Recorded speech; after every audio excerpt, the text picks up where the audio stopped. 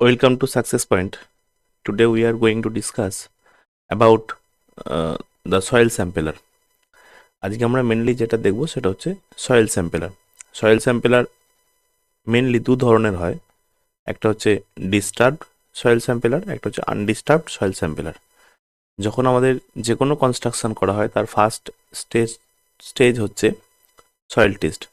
সেই soil test করার সময় from the natural ground level যে সয়েল যে এক্সট্র্যাক্ট করা হয়, সয়েল যে কালেক্ট করা হয় সেটা কিন্তু সয়েল স্যাম্পেলের থ্রু দিয়ে কালেক্ট করা হয়।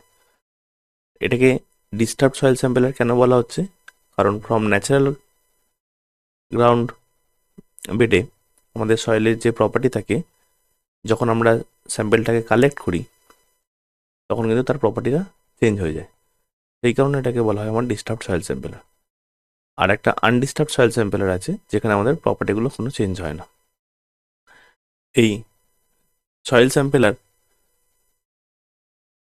আমাদের ডিস্টার্ব সয়েল স্যাম্পেলার দু ধরনের হয়, দু ধরনের না অনেক ধরনের হয়। আজকে আমরা মেনলি যেটা দেখবো সেটা দু ধরনের।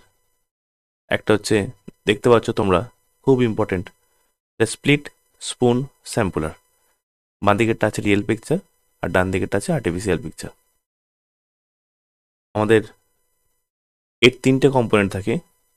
একদম নিচে যেটা থাকে সেটাকে বলা হচ্ছে আমাদের ড্রাইভিং শু। তারপর মিডিলে যেটা থাকে যেটা হচ্ছে লং স্টিল টিউব, যেটা স্প্লিট করা যায়। আর ওপরে যেটা থাকে সেটাকে হচ্ছে লং কাপলিং। আমাদের মেন যেটা লাগে সেটা হচ্ছে লং স্টিল টিউব, এটা 450 mm লম্বা, ওইটাকে আমরা মেনলি স্প্লিট স্পুন স্যাম্পলার বলি। তাহলে এইটা গেল একটা ডিস্টার্ব সয়েল স্যাম্পলার। আর একটা হচ্ছে যে আমাদের আগার, যেটা দেখতে পাচ্ছ বাঁ দিকে যেটা দেখতে পাচ্ছ সেটা হচ্ছে রিয়েল পিকচার আর ডান দিকেটা হচ্ছে আর্টিফিশিয়াল পিকচার। এই আগার বোরিংয়ের থ্রু দিয়েও কিন্তু আমরা আনডিস্টার্ব সয়েল স্যাম্পল কিন্তু কালেক্ট করি।